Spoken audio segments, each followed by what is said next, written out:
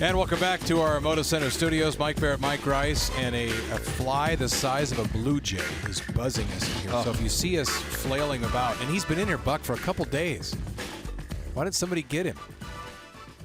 You know, when we did the games yesterday, I mean, I figured, if he runs into you, it'll hurt. Yeah, what can a fly eat that stays alive? But this fly seems to find. Yeah, he's living on borrowed time, to be sure, because he's been in there a few days. But he is massive. Well, I'm going to find out if he flies by me again. He will. Every couple of seconds, he takes a lap. All right, welcome. There he goes. Welcome back, Trailblazers courtside. We'll fight through the fly problem inside the studio. We don't know what's going on. But to Las Vegas, where they also have flies now and then, Tim Frazier joins us of the Trailblazers. Timmy, how you doing tonight?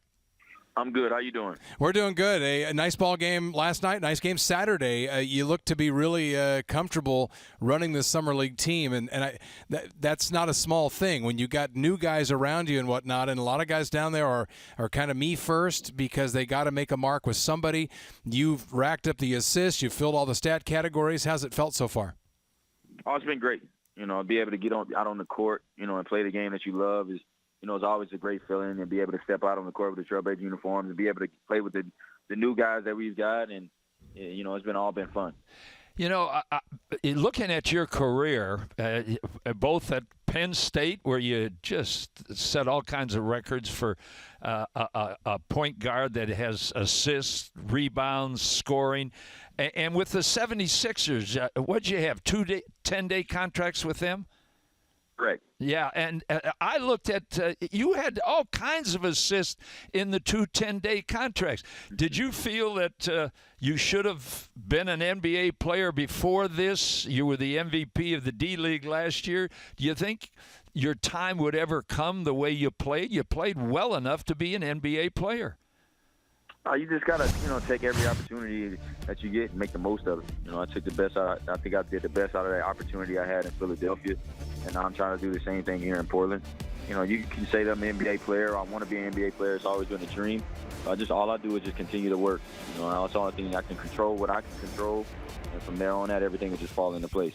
The guy in front of you on the roster, Damian Lillard, has always talked about the motivation that he has, and that comes from maybe not getting a lot of massive scholarship offers and being unheralded, and it fuels him. Do you kind of draw power and strength from the same kinds of things? And you've even had to go through the D-League in a little bit and try to get 10-day contracts. Does that always keep you maybe extra hungry over a guy who, I don't want to say was given more, but maybe had higher expectations and kind of had a spot reserved for him in the league?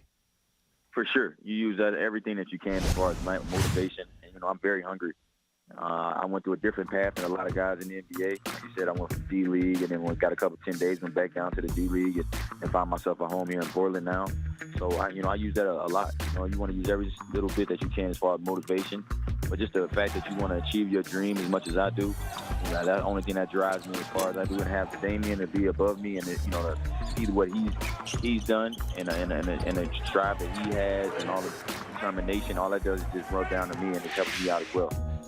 Have you gotten any indication from the coaching staff how well they think you're playing and what your future might be with the Blazers? Have they indicated anything?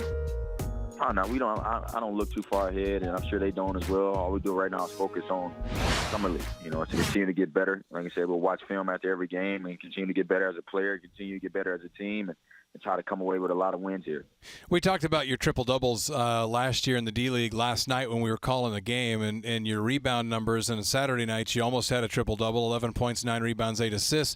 You had 5 rebounds last night. And for a guy 6'1", what does it take to be – I mean, is it just having a nose for the ball? Is it reading caroms and bounces correctly? Is it just being hungrier than other guys? What makes a great rebounding guard, which you don't see a lot of? I think it's all of the above. You got to want to go get that ball. You got to be hungry to get it. You got to want it more than others. And some of it is just a knack for it. You just get a knack for it, or the ball might fall into your hands. But, if you're in the right place and you do the right things, the ball will fall where it needs to be. When you're coming down on a fast break, 3-on-2, and you got Vonleh on one wing, you got Connaughton. He's Connaughton. You'll get it. Yes, I'll get it. He's fading out to the three-point line. What kind of decisions do you make knowing your team now after 2 games? Who gets the ball? Who gets the ball out of those two? I think it all.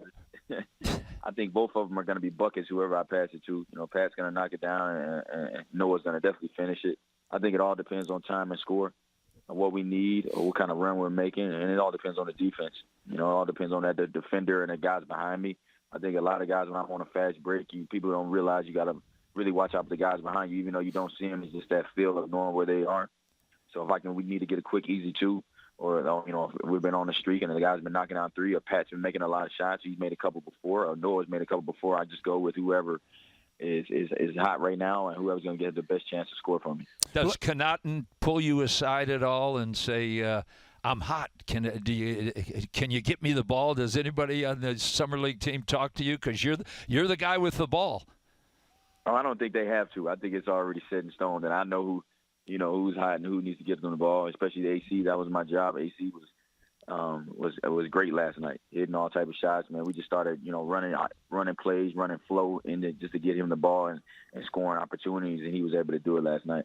Tim, Blazer fans know a little about Allen Crabbe. They know some about you as well from last year, but tell us about Pat Connaughton and Noah Vonleh. Vonleh, essentially a rookie. He didn't get a lot of time last year. Had injuries early on. I mean, he's got he's not even 20 years old. He's got amazing abilities as far as his athleticism. And then speaking of athleticism, Connaughton being a guy who could have been a Major League Baseball player, most likely could have been a quarterback.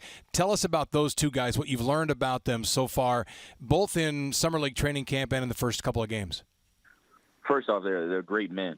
They're very mature for their age, especially you say how young Noah is, and they have great work ethic, which is huge. And I think in our business of line of work, you have to have great work ethic. You never be settled for wherever you are. Pat could easily been. I was drafted. I'm fine now, but no, he's hungry. He's in the gym every day. He's in extra. He's watching film.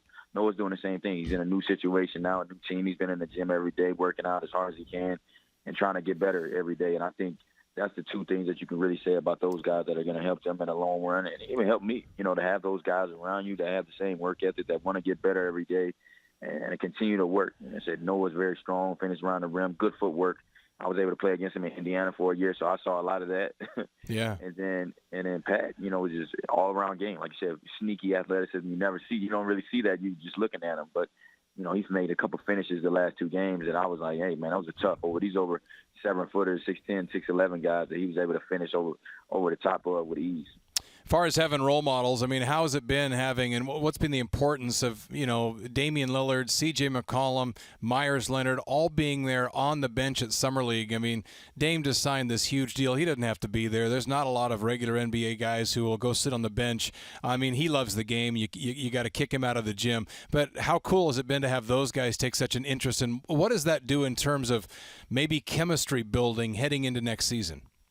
Oh, that's awesome. That just shows the character of those guys, take the times out of their summers just to come down and view Summer League with us and teach us the tidbits, pull us aside during the games, come in the huddles, speak on the huddles, and speak during halftime. For those guys that take their time off to come do that, it just shows how much they put in for the team. And I think the team is going to be, great this year. We'll be fine, and we're looking forward to it, especially you have those 3 guys as the leaders, and you got those other new guys that are coming that are going to be leaders as well. Just building camaraderie as a team, which is going to help. Now, I got to ask you a question about Penn State, because every time I was up there, that dairy, the creamery, whatever they call it, do you miss that? I do miss the creamery, man. I miss Penn State a lot. Penn State was one of the schools that took a chance on me, and I'm very thankful for that. Like I said, they made me to help me become a man I am today, on and off the court. And then like I said, I was at the creamery every other day trying to get ice cream, and so that was the best ice cream going, wasn't it? Best ice cream there is. Yeah.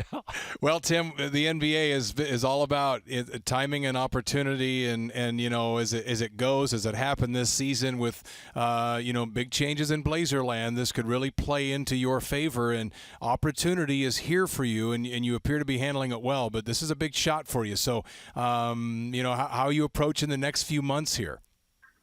Man, I'm taking it day by day. I try to look. I try not to put any pressure on myself, but don't look too far down the road. right now, man, I'm in summer league. I want to win games. I want to get better, and that's the only thing I'm going to focus on. You know, whatever happens in the future happens in the future. God already has his plan for me, but I'm just here just trying to get better each day, ask as many questions, get better, enjoy this experience because, you know, so you're truly blessed to be part of an NBA team and be out here in summer league. Tim, thanks for the time. We appreciate it. We're heading to Vegas tomorrow, so we'll see you for tomorrow's game. All right, see you there. All right, Tim Frazier, our guest here on Trailblazers Courtside. He talked about, you know, when I mentioned Damian and CJ, and even talked about Noah and Pat Connaughton, you know, the quality of guys. I don't know that I've, and we don't have to say this. So, I mean, we're going to say nice things, but I don't think I've been around a group of Trailblazers and a guy like Neil O'Shea who gets the importance of bringing in quality human beings on a basketball team, because this group of guys, and it's been that way for the last couple of years, but this group of guys now, not only the chemistry, but, I mean, Tim Frazier is fantastic, and we all know Damian Lillard, who better to build a team around. CJ's solid as a rock. Myers a great guy. Allen Crabbe.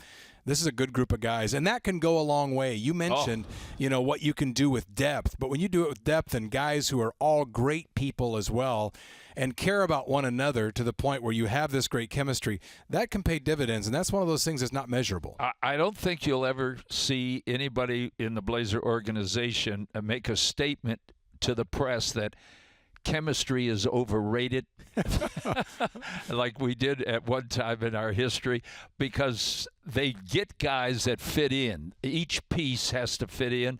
That last ball club that 4 of the starters left, they had chemistry. They had a togetherness.